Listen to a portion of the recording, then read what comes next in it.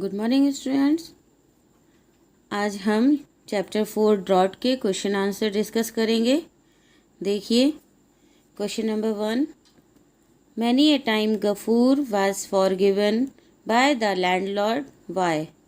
मतलब कई बार गफूर को लैंडलॉर्ड के द्वारा, जो ज़मींदार था उसके द्वारा माफ़ किया गया।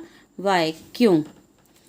तो इसका आंसर है Many a time Gafur was forgiven by the landlord because he was poor and he begged for his forgiveness. Many a time his bull Mahesh entered the landlord's garden and ate his flowers. यानी कई बार गफूर को landlord के द्वारा माफ़ कर दिया गया क्योंकि वो गरीब था और वो अपने लिए माफ़ी मांग लेता था। और कई बार उसका जो बैल था महेश, वो लैंडलॉर्ड के बगीचे में प्रवेश कर जाता था और उसके सारे फूल उसने खा लिए थे। Question number 2, describe the 2 times when Gafur lost self control. यानी उन 2 टाइम का वर्णन कीजिए जब गफूर ने अपना सेल्फ कंट्रोल यानी आत्मनियंत्रण खोया था। यानी वो 2 कौन सी बात थी जिनकी वजह से गफूर अपना आत्मनियंत्रण खो बैठा था। तो देखिए, फर्स्ट, पहले तो when Gafur found that there was not even a drop of water in the house he lost all self control. पहली बार जब गफूर ने पाया कि घर पर पानी की एक बूंद तक नहीं है, वो अपना आत्मनियंत्रण खो बैठा एंड स्लैप्ड अमीनाज फेस नॉइजली, और उसने अमीना के चेहरे पर जोर से थप्पड़ लगाई। और second, at the end of the story, कहानी के अंत में, ही लॉस्ट सेल्फ कंट्रोल, वो अपना आत्मनियंत्रण खो बैठा था and stuck his plough head on the head of Mahesh, और उसने अपना प्लो हेड यानी अपने हल का फल उठाकर महेश के सिर पर मार दिया था, जिससे कि महेश की मृत्यु हो गई थी। Question number 3, what is penance? What did Gafur think of doing it? Penance क्या है, यानी प्रायश्चित क्या था, और गफूर ने इसे करने के बारे में क्यों सोचा? तो penance is an act you do in order to show that you are sorry for the wrong you have done. Penance एक ऐसा एक्ट है, ऐसा कार्य है जो तुम्हें ये दिखाता है कि तुम किसी भी बात के लिए सॉरी हो, दुखी हो, जो भी तुमने गलत किया है, यानी तुम्हारे द्वारा कोई भी कार्य अगर गलत हुआ है तो उस बात के लिए तुम्हें दुख है, पछतावा है, तो वो दिखाने के लिए जो कार्य किया जाता है उसे पेनेंस कहते हैं। और Gafur thought of doing it because he thought himself to be responsible for Mahesh killing. और गफूर ने इसे करने के बारे में सोचा था क्योंकि वो ये मानता था, वो ये सोचता था कि वो जिम्मेदार है, रिस्पॉन्सिबल है फॉर महेश किलिंग। महेश की मृत्यु के लिए, महेश के मर जाने के लिए वो खुद को जिम्मेदार समझता था और इसीलिए उसने इस प्रायश्चित को करने के बारे में सोचा था। Question number 4, what kind of life did poor Amina lead right from her childhood? कि अमीना अपने बचपन से ही किस तरह का जीवन बिताती थी, यानी वो किस तरह का जीवन बिता रही थी। Amina was 10 years old। Amina 10 साल की छोटी बच्ची थी। Who lead her life in poor and miserable condition, जो अपनी लाइफ को पुअर यानी गरीबी में और मिजरेबल कंडीशन में यानी बहुत ही दयनीय स्थितियों में जीती आई थी, राइट फ्रॉम हर चाइल्डहुड, अपने बचपन से ही। She had lost her mother, उसने अपनी माँ को खो दिया था, and she could not be provided basic amenities of life, और उसे जीवन की जो आधारभूत सुविधाएं हैं वो भी प्रदान नहीं की जा सकी थी। Question number 5, why was there so much scarcity of water in the village? कि गांव में, स्कार्सिटी का मतलब होता है कमी, गांव में पानी की इतनी कमी क्यों थी? क्यों गांव में इतनी कमी थी कि वहाँ सूखा पड़ गया था? तो एक तो पहले ही वहाँ सूखा पड़ा हुआ था, पानी बरसात वगैरह नहीं हो रही थी, और फिर उसके बाद देखिए, there was scarcity of water in the village because 2 out of 3 tanks in the village had dried up. गांव में पानी की कमी इसलिए थी क्योंकि जो गांव में 3 टैंक थे पानी के, उनमें से 2 पहले ही सूख चुके थे, और the private tank of Shibu Babu, और जो शिबू बाबू का अपना निजी टैंक था, was not for public use, वो पब्लिक यूज़ के लिए नहीं था, यानी कि वो किसी भी आम लोगों के लिए, आम जनता के लिए बिल्कुल भी नहीं था। Question number 6, why did Gafur loss his temper and kill Mahesh? Gafur ने अपना टेम्पर यानी अपना आपा क्यों खो दिया और महेश को क्यों मार दिया? Mahesh had knock down Amina on the ground. Mahesh ने अमीना को ज़मीन पर गिरा दिया था। शी श्रिक्ड लाउडली, वो ज़ोर से चीखी। द पिक्चर टम्बल्ड ओवर, और जो पिक्चर था यानी जो घड़ा था वो गिर गया। And Mahesh was sucking up the water as it flowed on the earth, और महेश उस पानी को चूसने लगा जो ज़मीन पर फैल गया था। Seeing it Gafur lost his temper, ये देखकर गफूर अपना आपा खो बैठा। And killed Mahesh by hitting him on head with his plough head, और उसने उसके सिर पर, महेश के सिर पर प्लो हेड मारकर उसे मार दिया। क्योंकि घर में खाने के लिए कुछ भी नहीं था और ना ही एक बूंद पानी की थी, और थोड़ी देर पहले ही जब गफूर जमींदार के पास गया था तो जमींदार ने उसे इसी वजह से बहुत मारा भी था, क्योंकि महेश उसके बगीचे में घुस आया था और उसके सारे फूलों को खा गया था और उसकी बेटी को भी चोट पहुंचाई थी, जिस वजह से वो पहले से ही अपना नियंत्रण खो चुका था। लेकिन जब महेश ने उसकी बेटी अमीना को गिरा दिया तो वो अपना आपा खो बैठा और उसने अपने प्लो हेड को उठाकर महेश के सिर पर मार दिया था। Question number 7, write a character sketch of Tarak Ratna. Tarak Ratna का चरित्र चित्रण कीजिए। Tarak Ratna was the priest of the landlord Shibu Babu. Tarak Ratna landlord Shibu Babu का प्रीस्ट यानी पुजारी था। उनका फैमिली ही कह सकते हैं कि फैमिली जो पारिवारिक पुजारी होते हैं। And worked as an agent of the landlord, और लैंडलॉर्ड के लिए यानी उस जमींदार के लिए वो एक एजेंट का काम करता था। He was heartless, selfish, cruel and flatterer person. वो निर्दयी, स्वार्थी, क्रूर और एक चापलूस व्यक्ति था, चापलूसी करने वाला व्यक्ति था। He help the landlord in the exploitation of the poor villagers. वो लैंडलॉर्ड की हेल्प करता था, उसकी मदद करता था इन द एक्सप्लॉयटेशन यानी शोषण करने में, ऑफ द पुअर विलेजर्स, गरीब गांव वालों का शोषण करने में वो उसकी मदद करता था।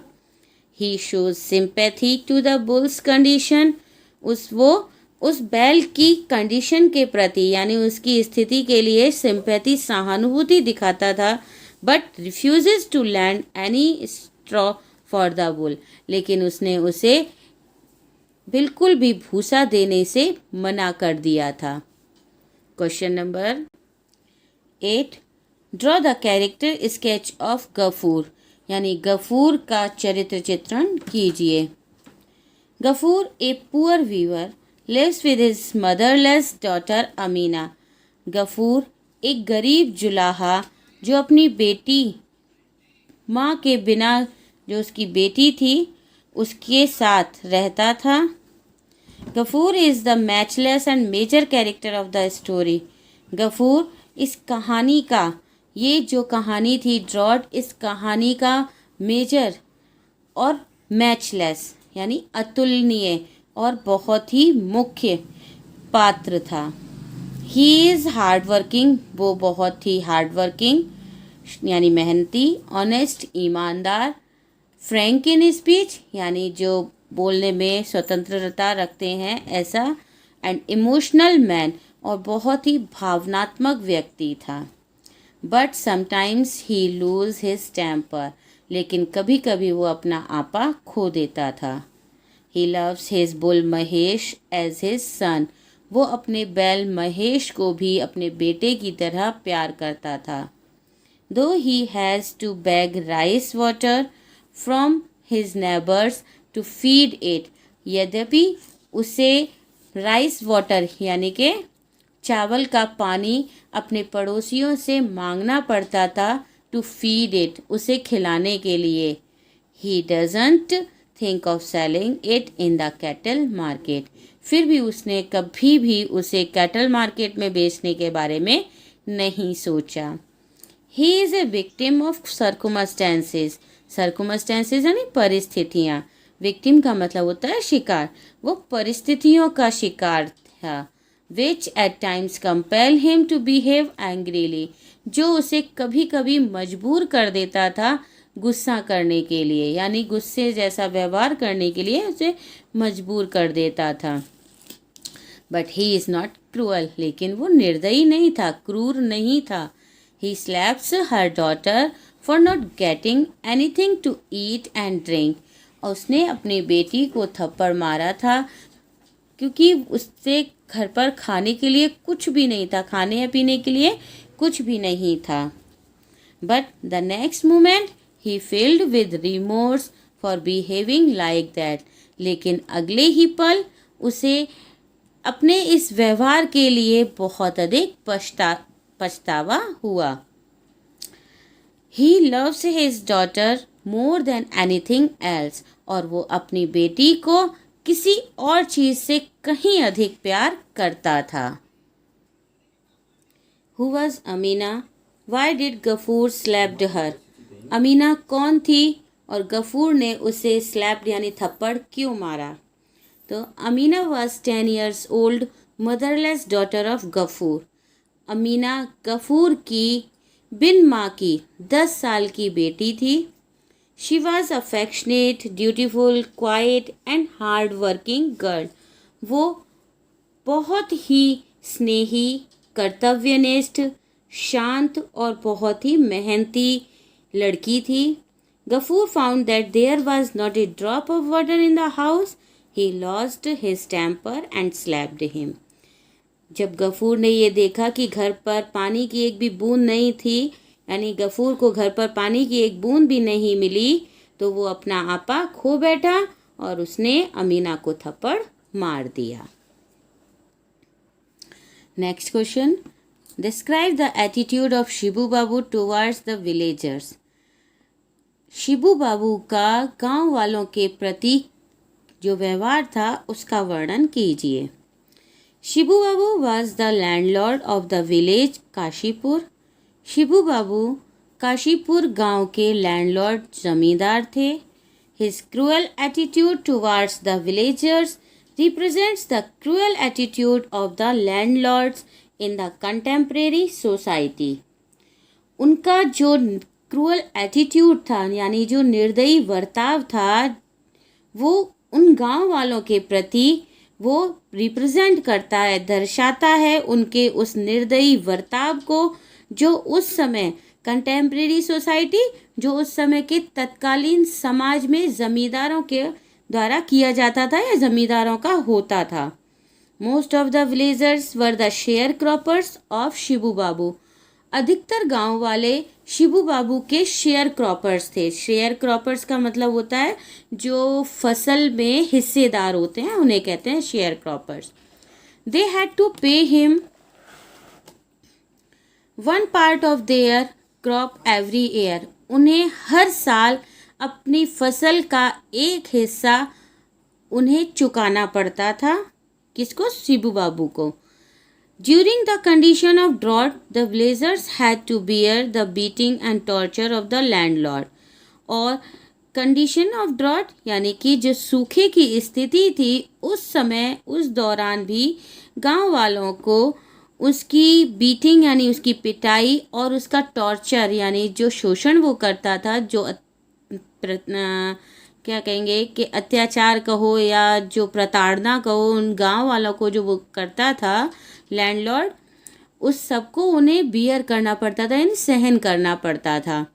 When he came to know, और जब उसे ये पता चला that Ghafoor had killed his bull Mahesh, कि गफूर ने अपने बैल महेश को मार दिया है, he sent for तारक रत्न, उसने तारक रत्न को बुलवा to ask for advice, उसकी सलाह लेने के लिए regarding the penance, उस प्राश्चित के संबंध में which the killing of a sacred animal demanded, जो कि एक पवित्र जानवर की मृत्यु पर लिया जाए या जो उसकी मृत्यु के कारण उस से गफूर से मांगा जाए।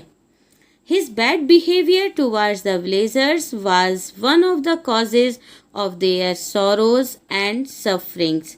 उसका बुरा व्यवहार गांव वालों के प्रति, उनके दुख और उनकी जो पीड़ाएं थीं, जो सफरिंग्स थीं, सॉरोज थी, उसका एक कारण था। यानी गांव वालों के जो दुख और पीड़ाएं थीं उनमें इसका बुरा बर्ताव भी उनका एक कारण था। And the last question, why did Shibu Babu beat Gafur? Shibu Babu ने गफूर को क्यों पीटा? तो Mahesh the bull of Gafur, Mahesh जो गफूर का बैल था, had entered the garden of the landlord, उसने लैंडलॉर्ड के गार्डन में प्रवेश कर लिया था। eaten up flowers, उसके सारे फूलों को खा गया। upset the corn, और उसकी कॉर्न यानी जो अनाज था उसे फैला दिया। and had hurt the landlord's younger daughter, और लैंडलॉर्ड की छोटी बेटी को चोट पहुंचा दी थी। और Ghafoor replied the messenger that they paid rent to live there, और गफूर ने उसके मैसेंजर को, उसके जो दूत आया था बुलाने, उसका जो नौकर, उसे ये उत्तर दिया था कि वो वहाँ रहने का किराया चुकाते हैं। ही वुड नॉट गो, इसलिए वो नहीं जाएगा। Shibu Babu got angry and beat Gafur, Shibu Babu इसलिए नाराज हो गए और गफूर को मारा। ये थे चैप्टर 4 ड्रॉट के क्वेश्चन आंसर। आप इन्हें अच्छी तरह से तैयार कर लीजिएगा। Thank you.